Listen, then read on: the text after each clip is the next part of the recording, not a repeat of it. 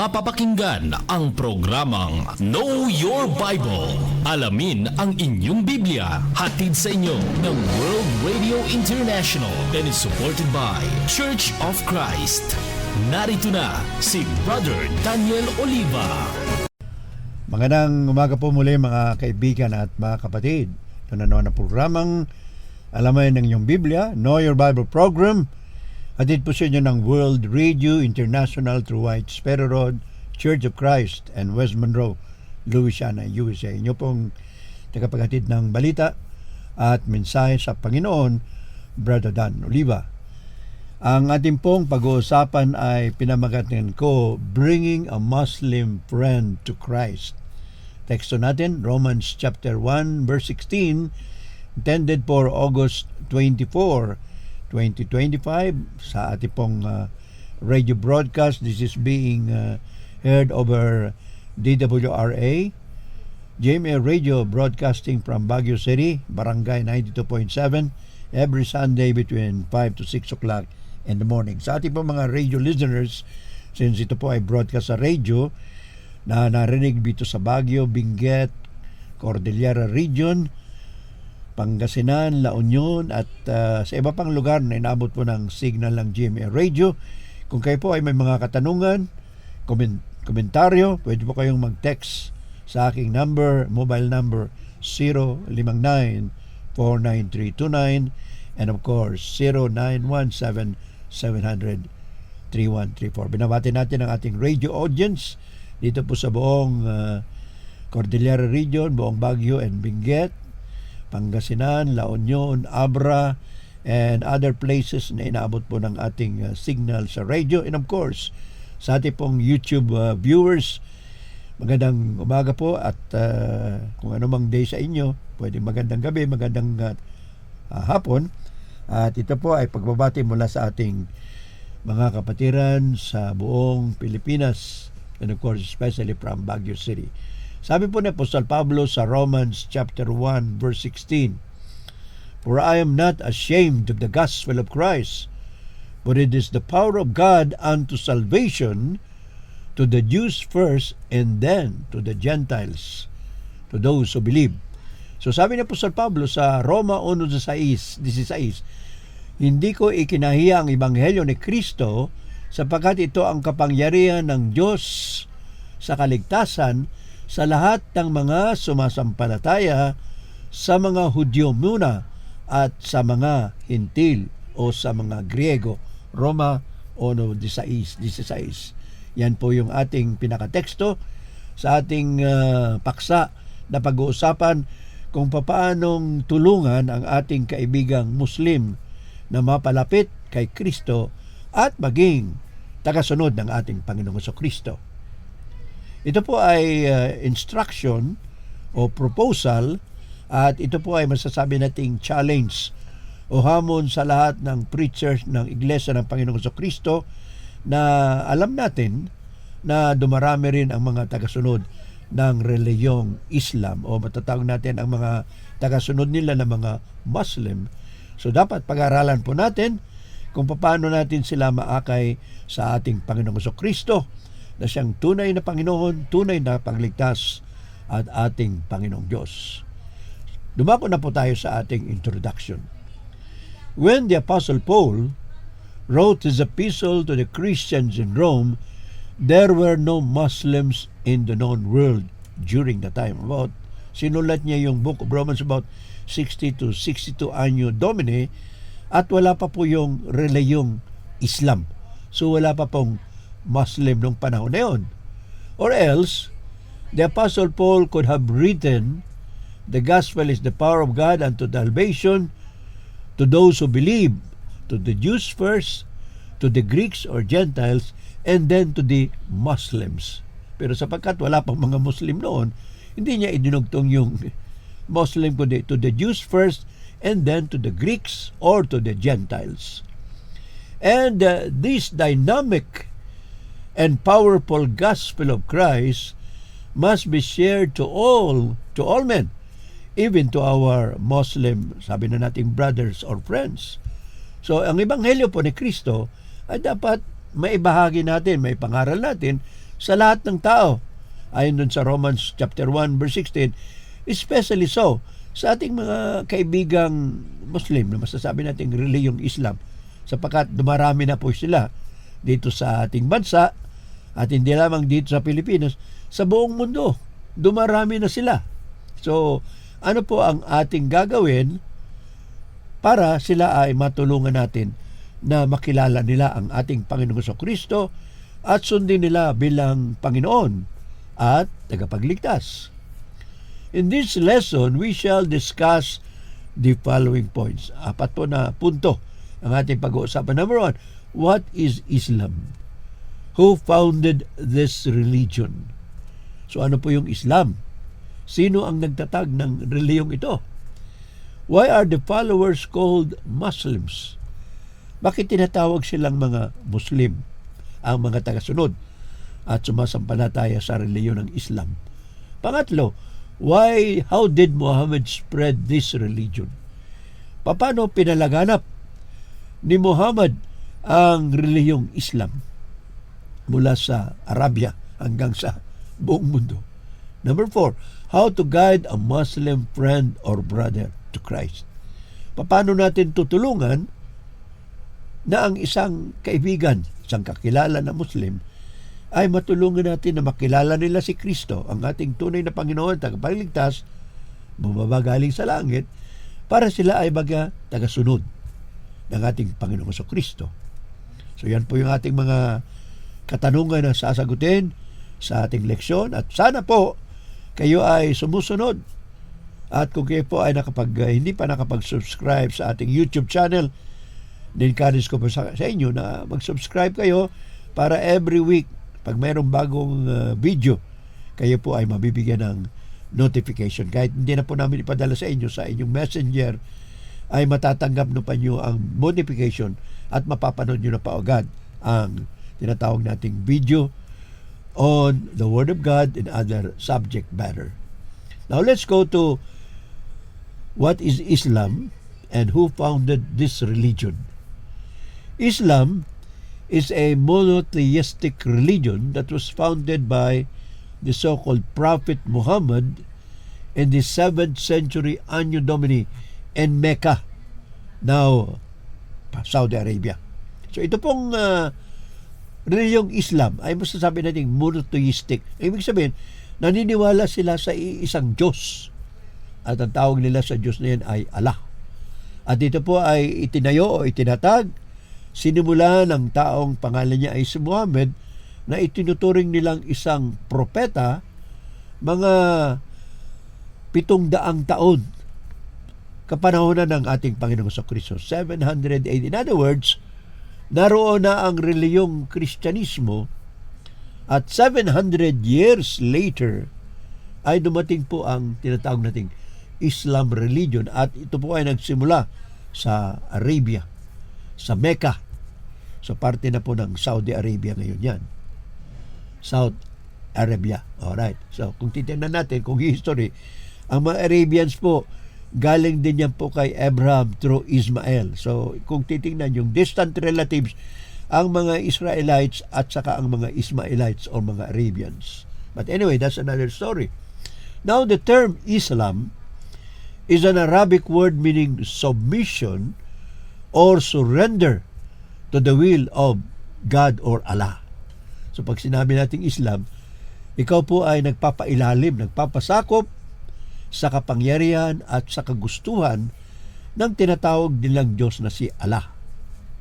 So sa kanilang doktrina, Allah is considered the sole creator, ang nag-iisang tagapaglalang ng buong mundo, at siya rin ang magiging tagahukom ng buong sangkatauhan sa tinatawag nilang final day or last day, judgment day.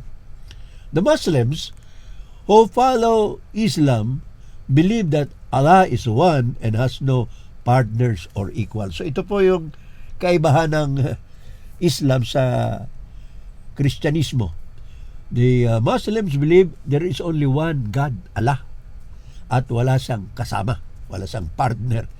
Whereas the Christian religion, we believe that God is one, but He has three personalities. And of course, we believe that God the Father, God the Son, and God the Holy Spirit. At yan po ay binabanggit ng ating Panginoong Jesucristo sa Matthew chapter 28, verse 19. Baptizing them in the name of the Father, the Son, and the Holy Spirit.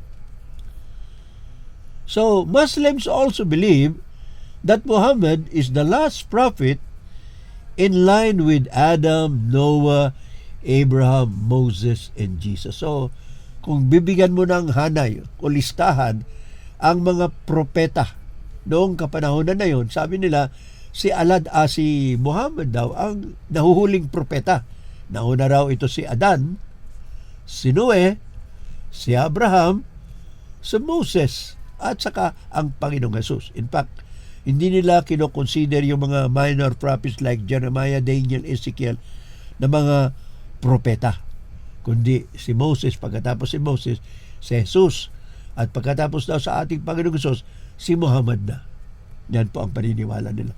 Well, they believe that Muhammad received the Quran from Allah directly through divine revelation.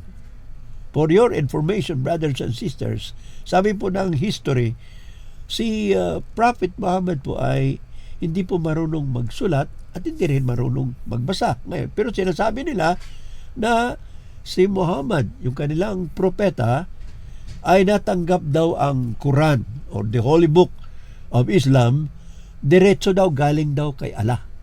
Ito raw ay pinahayag ni Allah sa kanya. Kung paano nangyari, hindi po natin alam, sabagat pinahayag lang daw. Alright, paano nangyari at napahayag?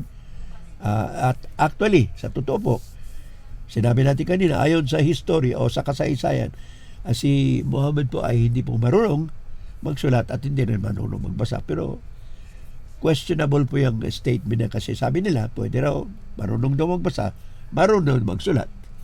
Alright, now let's go to the next question. Why are the followers of Islam called Muslims? Bakit sila tinatawag ng mga Muslim? Well, Islam is the verb form of the word salima, meaning to be safe. So, salitang Islam galing po sa salitang salima. At ang ibig sabihin, to be safe, maging ligtas ka. Yun po ang ibig sabihin ng Islam or from the word salima.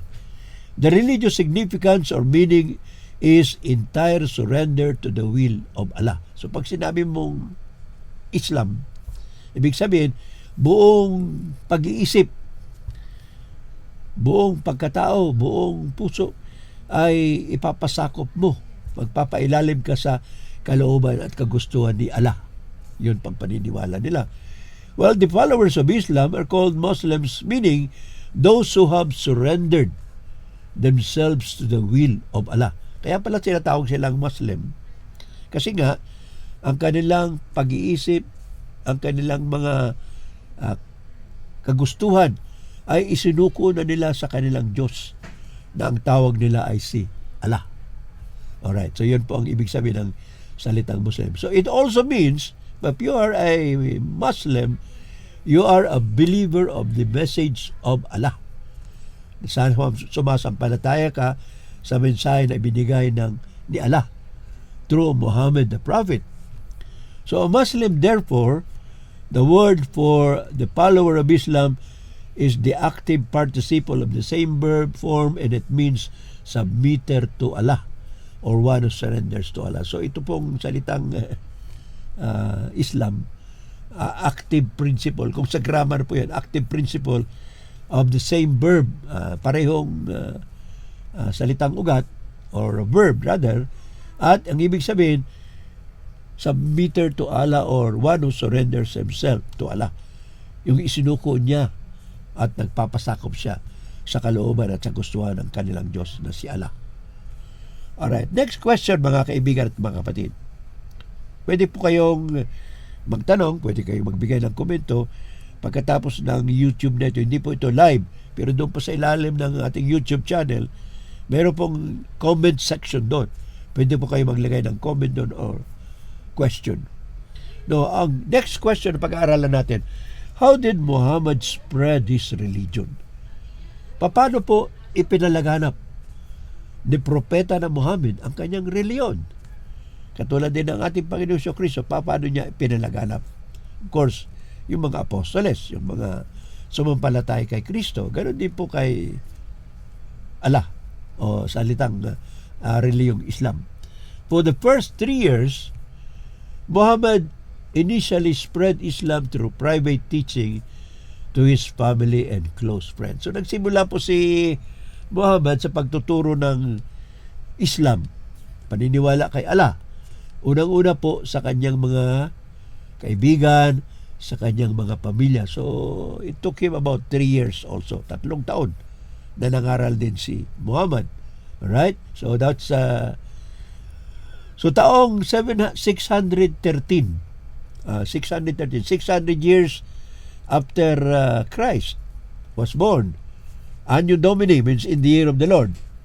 613 Anno Domini, Muhammad preached publicly, but he faced initial resistance and mockery in Mecca. So pumunta po siya sa Mecca, sa part ng Saudi Arabia yon. Primero public, ginawa niyang publiko. Pero pinagtawanan po siya, ininsulto. So ganun po ang nangyari ng kanyang first attempt na mangaral sa publiko, sa mga hindi lamang kapamilya at kaibigan, kundi sa ibang mga tao doon sa lugar na yun, sa Mecca. So ano pong nangyari? So Muhammad faced persecution. So inusig po siya ng mga tao doon sa Mecca. Of course, mga Arabiano yun. And therefore, he established, an Islamic state in Medina. Napunta po siya sa isang lugar. From Mecca, he went to Medina. Ang tawag po sa tinatawag nilang escape to Medina or immigration to Medina, ang tawag po nila dyan sa term na yun ay hijira or higira. That happened about 622 Anno Domini. So almost 9 years po yun na bago siya umalis doon sa Mecca, napunta po siya doon sa Medina. At doon po, nagtayo siya ng parang isang estado na sumasampalataya kay Allah. Yung tinatawag na surrender sa kagustuhan ni Allah. Ang tinawag niya po yung Islamic State doon po sa lugar na yun at ang Medina. At ngayon, ang tawag niya sa lugar na yun ay Yathrib. Nangyari po 622 Anno Domini. Well, the migrants to the Mecca, yung nanggaling sa Mecca, nagpunta ron sa Medina, ang tawag nila yun, Muhajirun. Pero yung mga nandun sa Medina na nakumberte sa reliyong Islam, ang tawag nila doon is Ansar. So, ganun po nangyari. Well, in Medina, Muhammad signed the Constitution of Medina, establishing a religious freedom and defense agreement. So parang siya na po ang parang namahala sa lugar na Medina. So nagkaroon po siya ng tinatawag na constitution. Parang isang batas na susundin ng mga tao sa buong Medina. At of course, doon sa pinayirmahan niyang konstitusyon o saligang batas, ginarantihan niya po yung religious freedom. And of course, nagkaroon ng defense agreement. Yung kasunduan kung paano protektahan ang mga followers o mga taxanod ng Islam. So following Hijira from Medina, yung umalis po sa Arabia, sa Mecca, punta ng Medina, there were conflicts in Mecca, culminating in his return and conquest of Mecca. So nagkaroon po ng kaguluhan doon sa Mecca. At si Muhammad po after several years, so 629, umalis siya doon, 613. So makikita natin, more or less about ilang taon po yun? 16 years, more or less, 29, 3, 16 years. After 16 years, bumalik po siya doon sa Mecca. At ano pong nangyari? Kinungker niyo po ang Mecca. Kinungker niya. Conquest of Mecca in 629 Anno Domini. So ano pong doktrina o pinangangaral ni Muhammad nang siya ay bumalik sa Mecca? Well, he was still emphasizing the oneness of God. Monotheism, isang Diyos lang at ang Diyos na yun ay si Allah. Saan nakuha kaya ni Muhammad yung idea ng oneness of God? Ang ibig sabihin, doon po sa Mecca at sa Medina, marami ring dinyo-Diyos ang mga tao ron sa Arabia. Ayon sa kasaysayan, si Muhammad po ay traveler. Nakapag-asawa siya ng isang mayamang babae na si Khadija at panay po ang biyahe niya papunta sa Jerusalem. Nasasalubong niya po yung mga Kristiyano at sa mga Hudyo at doon niya nakuha yung konsepto, yung idea na may isang Diyos lamang. And of course, the Jewish people believe also in one God. And they call him, they do not actually have a name because God did not reveal his name. He said, I am that I am, Yahweh, YHWH. So later on, binigyan nila ng pronunciation yung tinawag nilang Jehovah.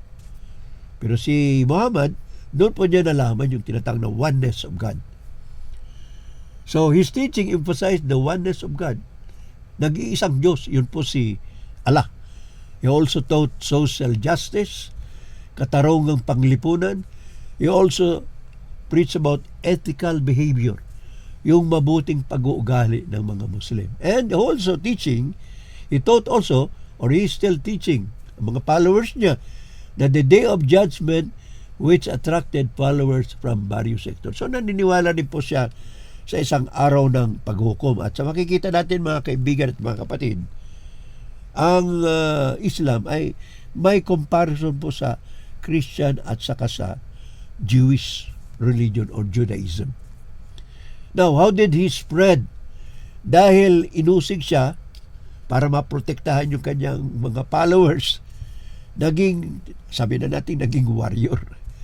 Muhammad launched military campaigns and conquest resulting in the unification of Arabia under Islam.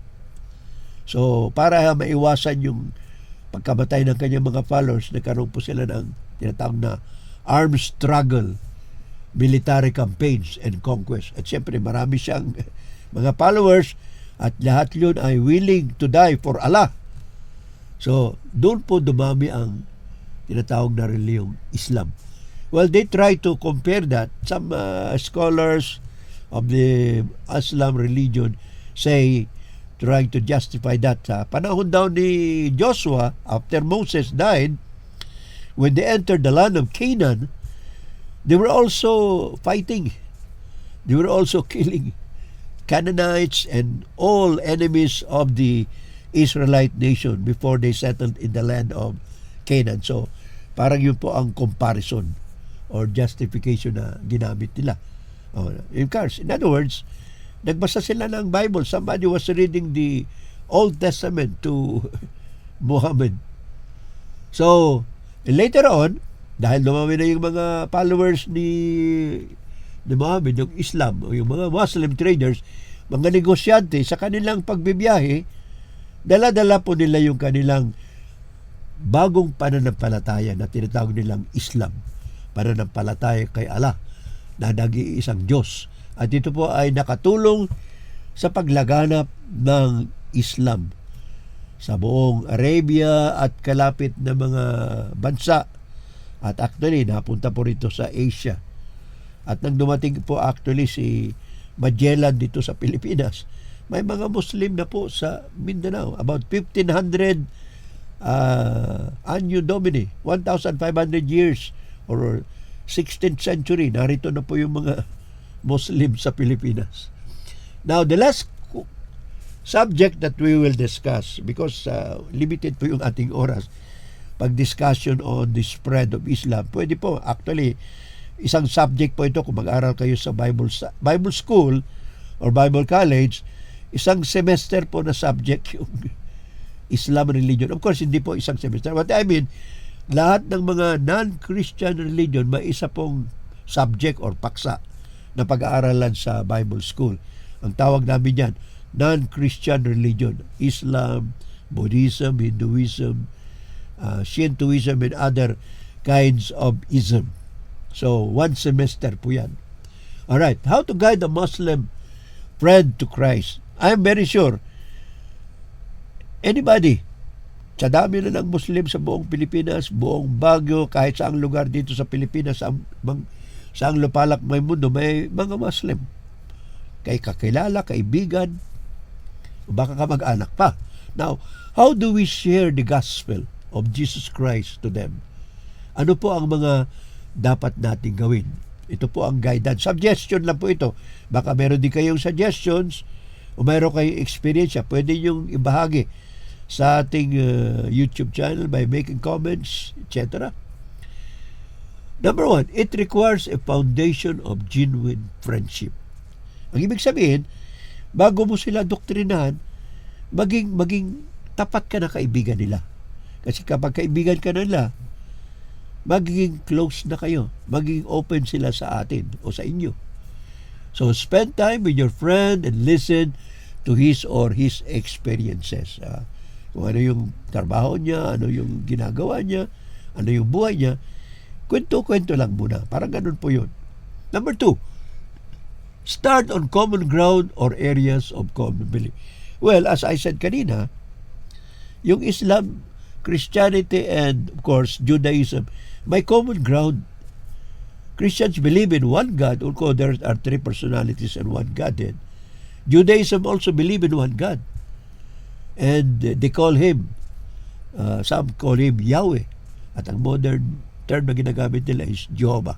But actually, sa original po ng tinanong ni Moses kung sino ang pangalan ng Panginoon, sabi ng Panginoon, I am that I am. Sa Griego o sa Hebrew, YHWH, wala pong vowel sound. So sabi ng iba, ang pronunciation yun is Yahweh o Yahuwah. Alright, so ganun po. So may common ground, yun po yung common ground. The Muslims believe also in one God. And the one God, they call him Allah. Number 2, suggestion, share your faith in a meaningful way. Ibahagi mo ang iyong pananampalataya kay Kristo sa makahulugang pamamaraan. How do you do that? Well, you should have a personal testimony of your faith in Christ. Kung nagkaroon ka ng experience, kung hindi ka ay pinanganak, pagkatapos lumaki ka lang. In other words, dati siguro hindi ka Kristiyano. Baka atheist ka, hindi ka niniwala sa Diyos. So, share mo yung karanasan kung paano ka naging Kristiyano. Be patient and persistent. Process of sharing takes time. So, in other words, maging mahinahon ka, pasensyoso. Huwag mo silang bibiglain. Huwag mo sabing, ikaw ay pupunta sa impyerno. Alright. Number 3, know their cultural and religious nuances or background or differences. Ano ang pagkakaiba natin sa mga Muslim sa kultura, sa reliyon? May mga pagkakaiba po yan. Of course, sa kanila, sa ngayon, nananalangin yun sila. 3 times a day nakaharap sa Mecca. Katulad din ng mga Hudiyo, the Jewish people pray every day and facing Jerusalem. Actually, doon kinuha ni Muhammad yun. As the Jewish people were facing Jerusalem, sabi niya, sasabihin ko sa aking mga followers, they should face Mecca in Saudi Arabia. So, ganun lang po yun. Alright. Respect their traditions and religious practices. Be sensitive to their concerns, their potential doubts and fears about Christians. So, medyo dapat alam mo yung pananampalatayang Kristiyano, kasi kung hindi mo tunay na alam, hindi mo maipapaliwanag sa kanila kung ano ang kaibahan ng Christian religion sa Islam religion. At of course, the Muslims do not believe in the Holy Spirit. Ang mga Kristiyano naniwala that when we are baptized into Christ, the Holy Spirit dwells in us. Sa kanila wala po yung Holy Spirit. They do not believe in the Holy Spirit. So, that is one aspect where we can tell them that there is a Holy Spirit dwelling in us when we believe and we are baptized into Christ. Number 4, guiding a Muslim friend to Christ. Number 4, avoid pitfalls. Pag sinabi nating pitfalls, hidden dangers or difficulties. So, dapat maging maingat tayo. Do not be confrontational or argumentative. In other words, huwag kang maging argumentative. Huwag kang makipagdiskusyon Kung iba yung paniniwala niya, huwag mo siyang pipilitin na maniwala agad sa iyo. Paliwanag mo lang, ganito yun. Kung ano man ang decision niya, huwag po tayong maging tinatawag na judgmental. Do not pressure them or respect their freedom to choose or decide. So in other words, respetuhin, igalang natin ang kanilang decision, ang kanilang mga sasabihin. Do not force feed information but share your faith naturally and organically. In other words, huwag mo silang pilitin. Ganito ang sinasabi ng Biblia. Maniwala ka dito. Sabihin mo lang, ganito ang sinasabi ng Biblia. Nasa sa iyo yan kung paniwalaan mo o hindi. At kung maaari nga ba, kung alam mo rin yung Quran, mas maganda, i-compare mo, ihahambing mo yung sinasabi ng Quran sa sinasabi ng Biblia. Of course, kung wala kang Quran, hindi mo maipapaliwanag yan. Dapat meron kang kopya ng Quran, both in English and in Arabic, kung maaari makakuha ka. Ang iyong likod mo, meron akong kopya ng Quran sa English at saka sa Arabic. Bigay ng isang profesor ng Marawi State University sometimes in 1990s when the Cordillera Executive Board visited Marawi State University in the past. And number 5 in the last, of course marami pa po, pero ito lang pong suggestion natin na 5. Remember that conversion is ultimately God's work. Ang pag-akay po ng kaluluwa sa kay Kristo, maging Muslim sa Hindu, Shintoism, and other kinds of religion, hindi po tayo, kundi gagamitin na tayo ng Espiritu Santo at ang Espiritu Santo po ang magbubukas ng kanilang kaisipan, ng kanilang puso para tanggapin nila ang ating Panginoong Kristo sa kanilang mga puso, sa kanilang mga isipan. And of course, we have to pray that God will open their hearts and their mind to the truth, to the gospel truth, to the Bible, para tanggapin nila na ang Biblia ang mas higit na pananalita ng Diyos kaysa sa iba pang libro. Kasama na po, of course, yung Quran. We have to be gentle. We have to be very discreet. We have to be very cautious para hindi po sila masaktan. And under that, trust God's sovereignty which can change heart and mind. So, of course, meron tayong pinag-aaralan. Nag-aaral po tayo tungkol sa reliyong Islam, reliyong Kristyanismo. Pero ang pagbabago po ay nasa Panginoon Diyos. Tulong ng Panginoon Diyos sa banal, tulong sa banal na Espiritu ang pwede pong makakumbinsi at makapagdala sa mga kaibigan natin, kakilala nating Muslim, patungo sa ating tagapagligtas, ang ating Panginoong Kristo. Sa pagtatapos po, mga kaibigan at mga kapatid, sana naliwanagan tayo, nakakuha tayo ng mga aral at tinatawag natin guidance para kung may kaibigan tayo, makakakilala ng Muslim, pwede natin silang matulungan at maakay patungo sa ating Panginoong Kristo. The gospel of Christ, brothers and sisters, is still God's power to salvation to those who believe, and to the Jew first and also to the Greeks. Kasama na po yung mga Muslim, Romans 1:16. Huwag tayong magtitiwala sa ating abilidad. Maaaring may pinag-aralan tayo, mayroon tayong bachelor's degree, master's degree, doctorate degree, pero hindi po yun importante. Importante po ang salita ng Diyos, sapagkat ito pa rin ang makapangyarihan na magbabago sa puso ng bawat sumasampalatay kay Kristo, maging Hudyo siya, maging Muslim siya, maging Romano siya, at maging ano pa man siya. We have to learn to share God's dynamic word, that is the gospel, particularly to our Muslim friends and brothers, etc. Brothers in the sense na tayo po ay magkakapatid na nilalang ng Panginoon Diyos dito sa mundo. God's word is still powerful. Ano sabi doon sa Hebrews chapter 4 verse 12? Let me quote it first in English.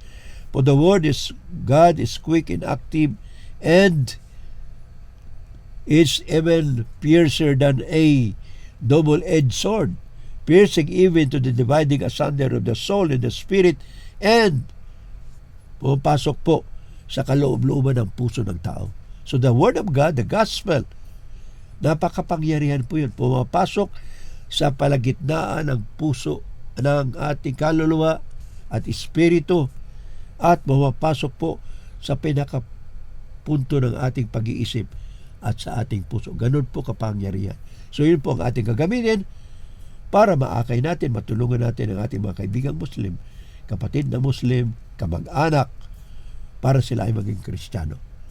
Sa hindi pa po Kristiyano, kayo po ay binibigyan namin ng imbitasyon.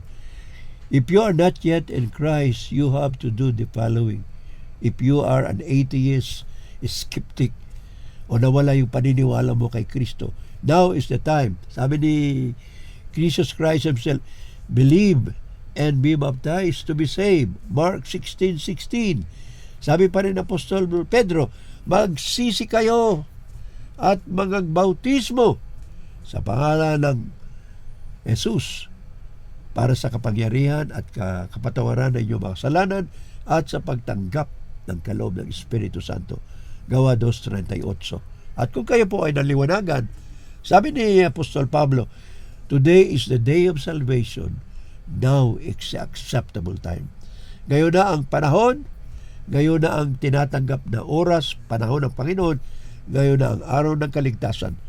Ayon po sa sinabi ni Apostol Pablo sa 2 Korinto, Kapitulo 6, talatang 2. And of course, we all know Jesus Christ's invitation to everybody, Kristiyano ka man, Muslim ka man, Hindu ka man, skeptic, doubter, Jesus Christ is inviting all of us.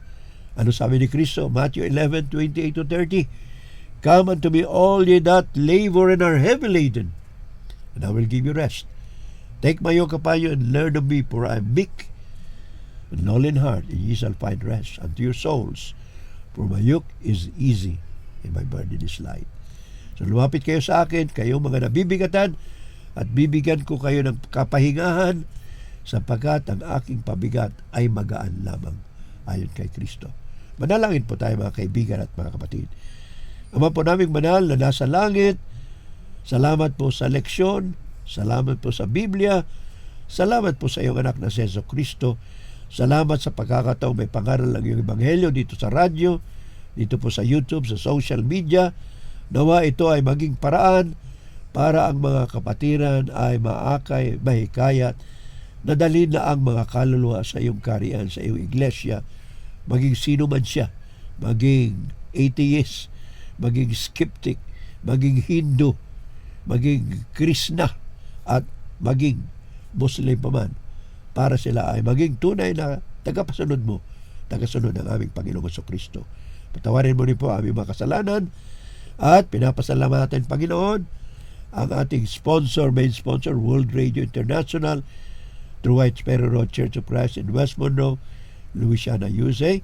Pasalamat din tayo sa ating mga kapatiran na tumutulong sa pangaral ng Ebanghelyo, kapatid na Rico and Sister Sally Canlas of San Fernando City Church in Pampanga, Brother June and Sister Rose on Talasco sa Canada, Brother June and Sister Dina Kaugiran of Metro Manila Church, Brother Greg, Sister Luz Manuel of Lingayen, Pangasinan, kasama po dyan si Brother Jonathan Anlarin Ramos, and of course Nards and Bibing Tuanyo dyan sa Dao Capiz, ang mga anak nila si Grace, si Romel, at of course si Arvin.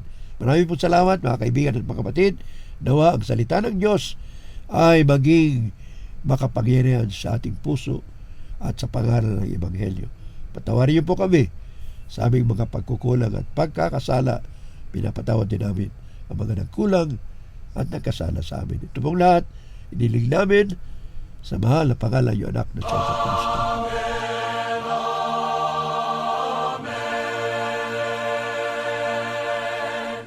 Praise the Lord, for He is glorious. Never shall His promise fail.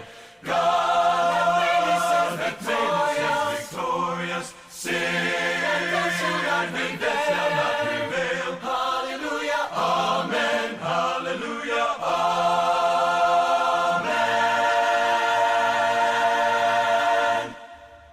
Amen, amen. Praise the Lord of our salvation. Most on high his power proclaim. Heaven and earth and all creation, laud and magnify his name. Hallelujah, amen, hallelujah, amen.